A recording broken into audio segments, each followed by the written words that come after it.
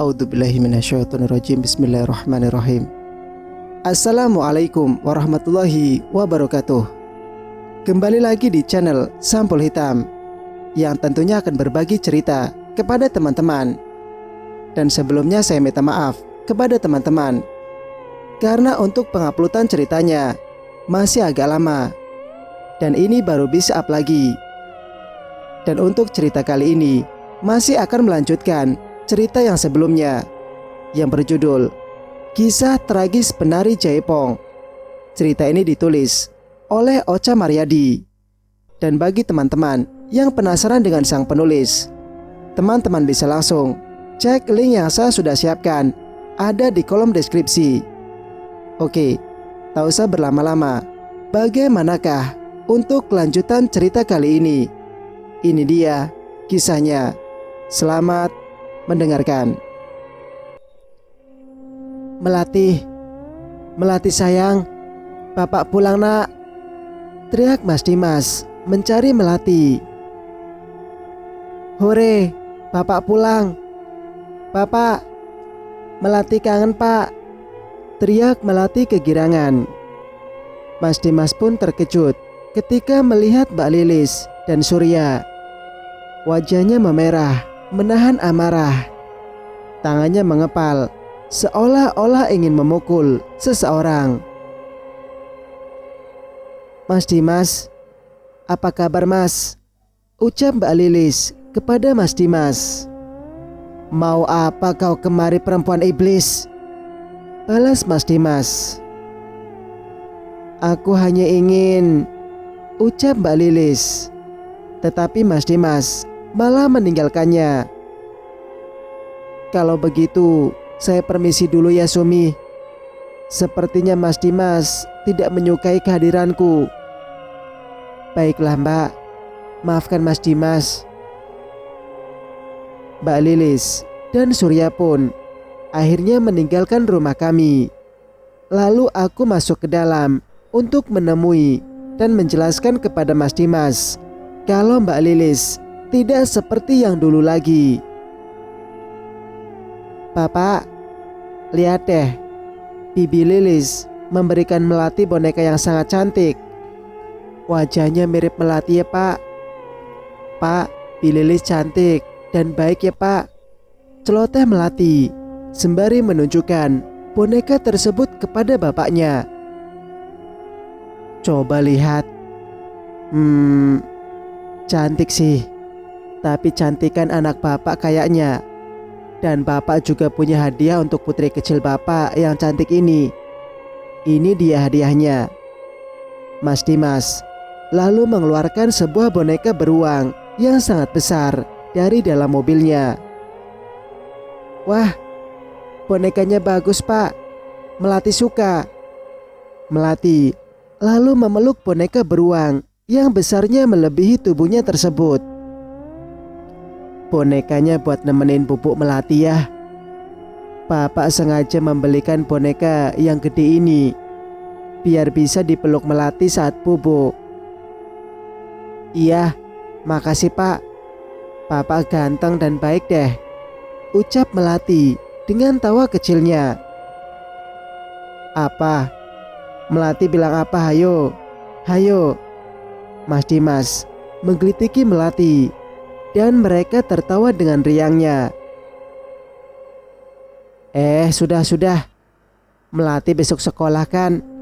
Sekarang ayo bobo. Nanti bangunnya kesiangan loh. Aku mencoba menghentikan mereka karena malam hampir larut.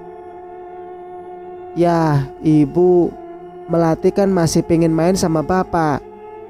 Gadis kecil itu mulai merajuk. Ya sudah, biar Bapak yang nemenin bubuk Melati ya. Dan Tuan Putri, silakan naik ke kuda. Mas Dimas mencoba membujuk Melati.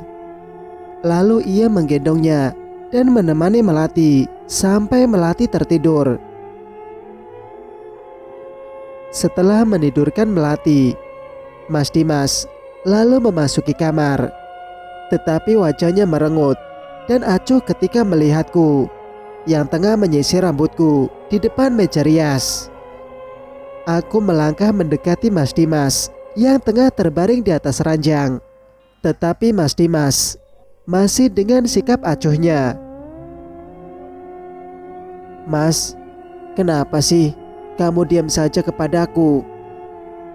Apa kamu selama ini tidak merindukanku, Mas?" Ucapku mencairkan suasana. "Untuk apa kau meladeni wanita iblis itu, Sumi? Kau sudah lupa apa yang perempuan itu perbuat terhadap kita?" Pekik Mas Dimas kepadaku. "Tapi Mas, Mbak Lilis sudah banyak berubah dan ia sudah minta maaf kepadaku. Aku lihat ketulusan dari raut wajahnya, Mas." "Kau jangan mudah percaya kepadanya, Sumi. Dia itu perempuan berbisa."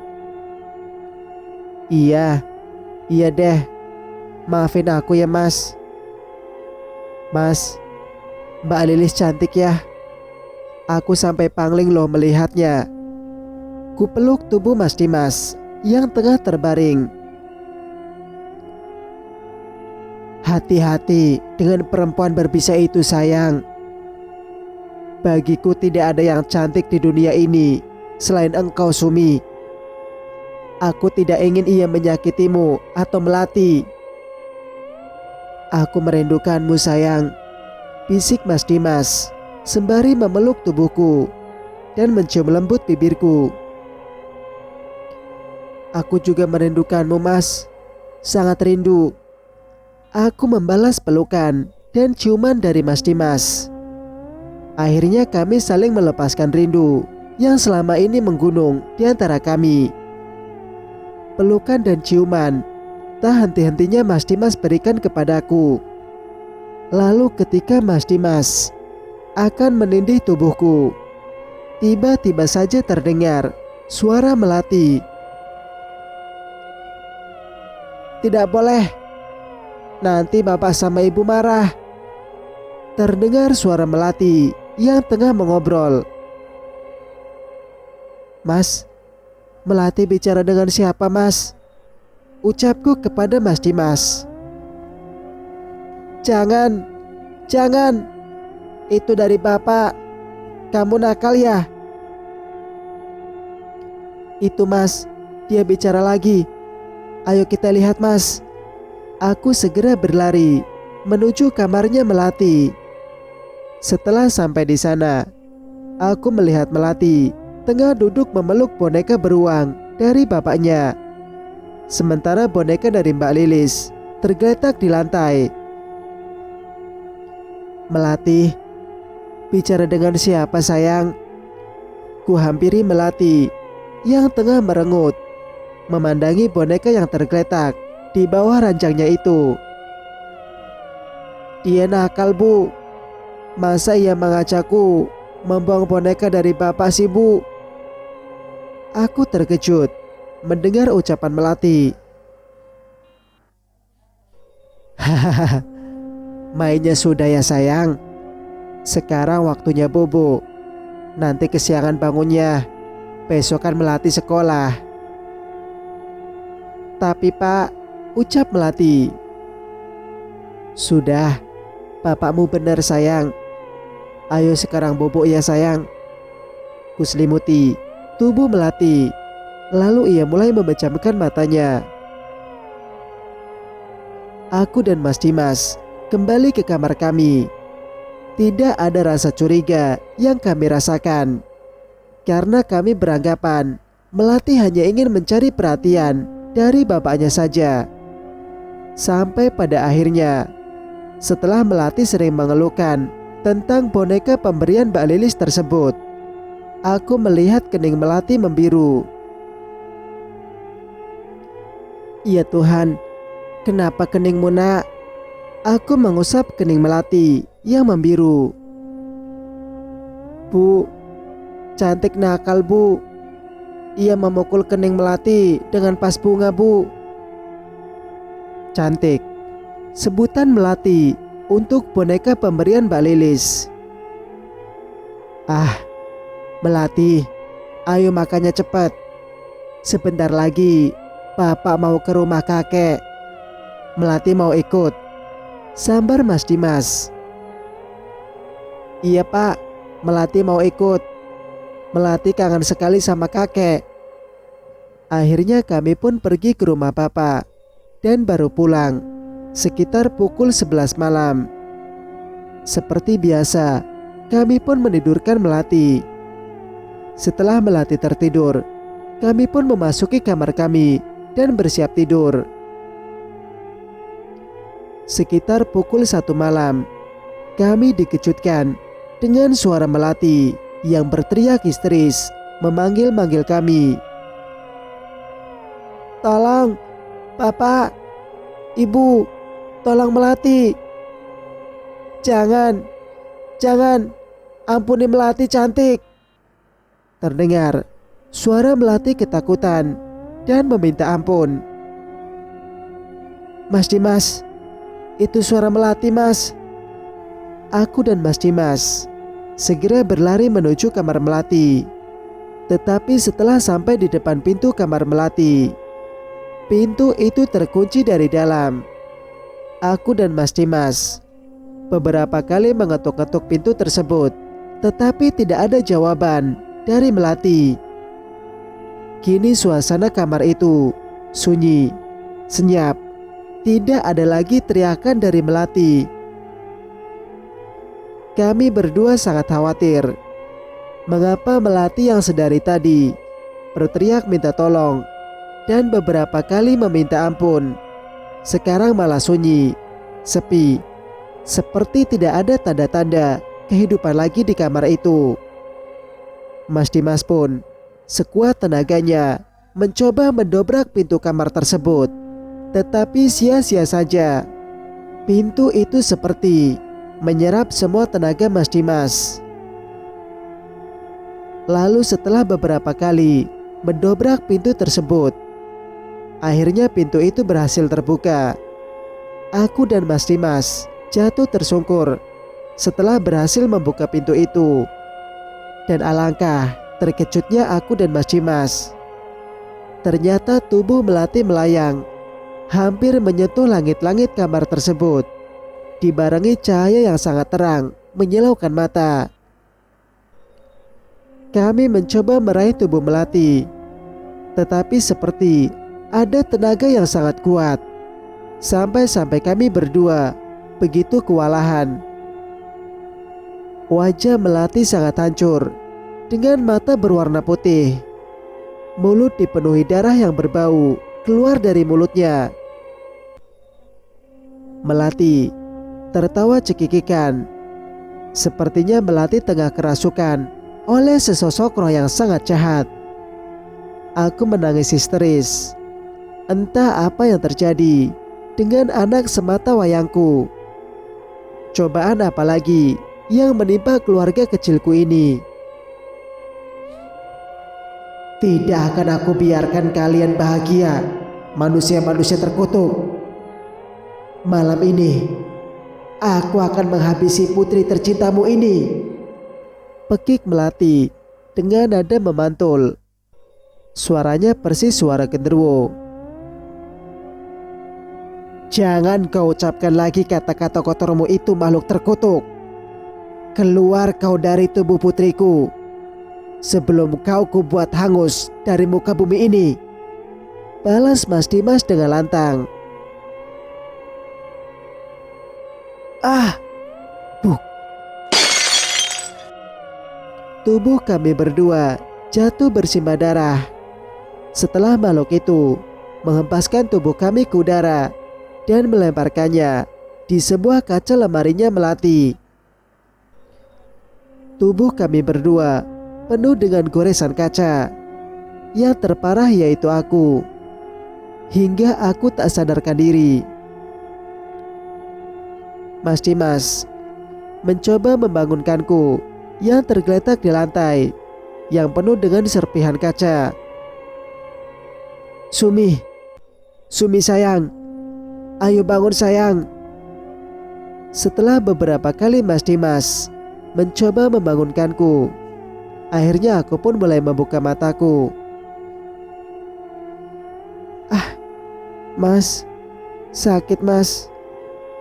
Terasa perih dan remuk rasanya tulang-tulangku. Sementara Melati semakin bernafsu ingin menghabisi kami berdua. Bapak, Ibu, ayo kemari. Akan aku buat kalian mati bersama dan pergi ke neraka sana. Hehehe. Ucap Melati yang dipenuhi roh jahat tersebut. Sumi, cepat kau ambilkan kerisku yang ada di dalam laci lemari kita sayang. Tapi mas, ayo cepat Sumi, cepat, sebelum kita terlambat. Aku pun segera berlari menuju kamar kami. Setelah aku mendapatkan keris itu, aku kembali menuju kamar Melati dengan tubuhku yang sempoyongan. Ternyata setelah sampai di sana, rupanya makhluk itu tengah mencekik Mas Dimas, hingga tubuh Mas Dimas terangkat olehnya. Sumi, dengarkan mas. Buka sarung keris itu dan arahkan ke makhluk ini, teriak Mas Dimas dengan nada terbata-bata akibat cekikan dari makhluk itu. Makhluk itu terbang dan menghilang ke udara, lepas dari tubuh Melati, sementara jatuh terkulai di atas lantai. Wajahnya pucat, penuh dengan luka lebam. Melati, nak, ayo bangun sayang. Kami mencoba menyadarkan Melati dan memindahkannya di atas ranjang. Ibu, Bapak, Melati takut. Melati memeluk erat tubuhku dan Mas Dimas, mencoba menenangkannya. Jangan takut sayang, Ibu dan Bapak ada di sini. Kami berdua memeluk dan menciumi pipi Melati yang penuh luka. Cantik Bu, cantik nakal. Ia mencoba membunuhku Bu. Dengan nada yang lesu, ia menunjuk ke arah boneka pemberian dari Mbak Lilis. Iya, kamu tenang ya sayang. Papa akan musnahkan boneka terkutuk ini. Mas Dimas lalu membawa boneka itu menuju halaman rumah kami. Lalu ia menancapkan kerisnya tepat ke dada boneka itu. Lalu boneka itu tiba-tiba mengeluarkan api, dan boneka itu pun hangus terbakar. Lalu tiba-tiba sebuah asap hitam berputar-putar kencang seperti angin puyuh dan menghilang. Kecurigaanku terhadap kebaikan Mbak Lilis ternyata benar.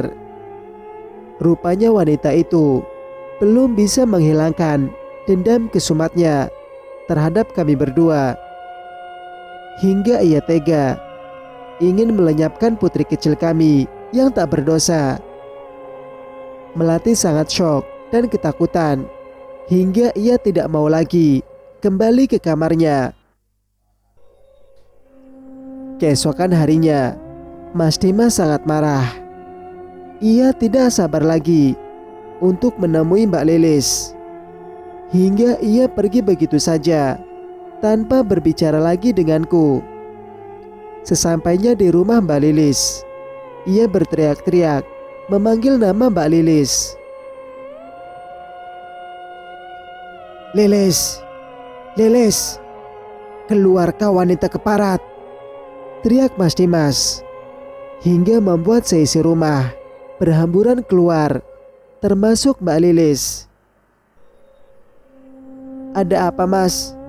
Ucap Mbak Lilis heran. Tangan Mas Dimas mendarat di pipi Mbak Lilis, meninggalkan rasa panas dan perih di pipinya. Ada apa ini Dimas? Tega-teganya kau menampar putriku, pekik Pak Kades. Tanyakan kepada putri kesayanganmu ini.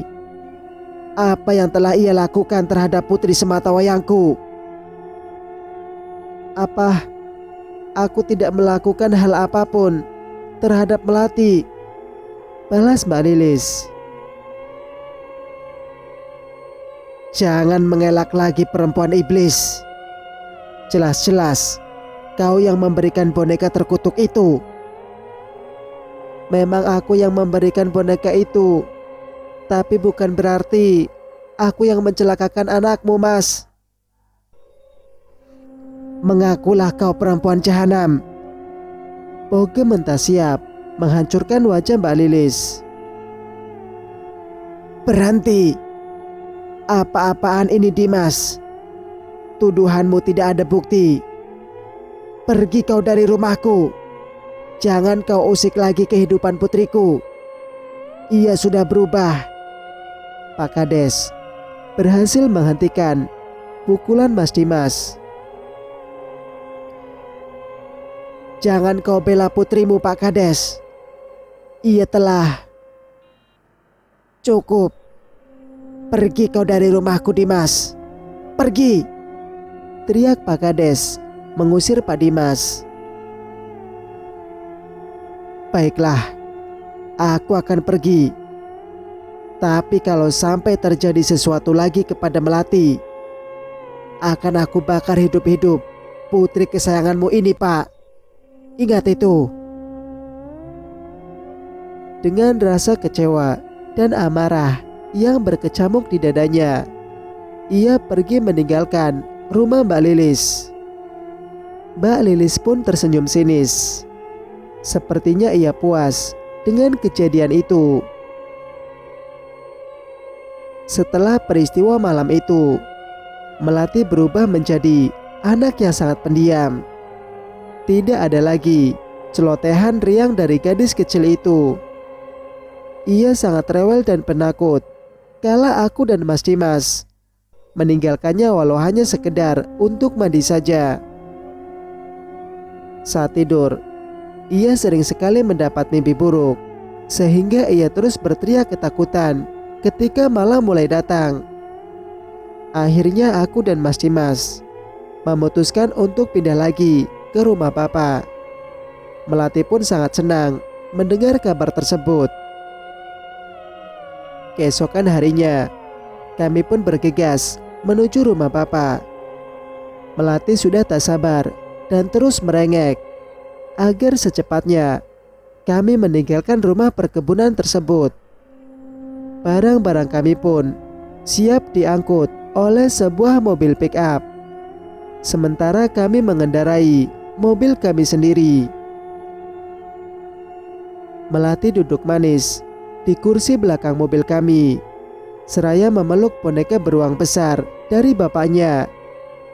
Sesekali ia mengelus-ngelus boneka itu, seperti ia tidak sabar lagi untuk segera meninggalkan rumah perkebunan yang selama ini kami tinggali. Cerita pun bersambung. Bagaimana menurut pendapat kalian? Jika kalian suka dengan ceritanya, jangan lupa like, komen, dan subscribe channel ini agar bisa mendengarkan cerita-cerita berikutnya. Wassalamualaikum warahmatullahi wabarakatuh.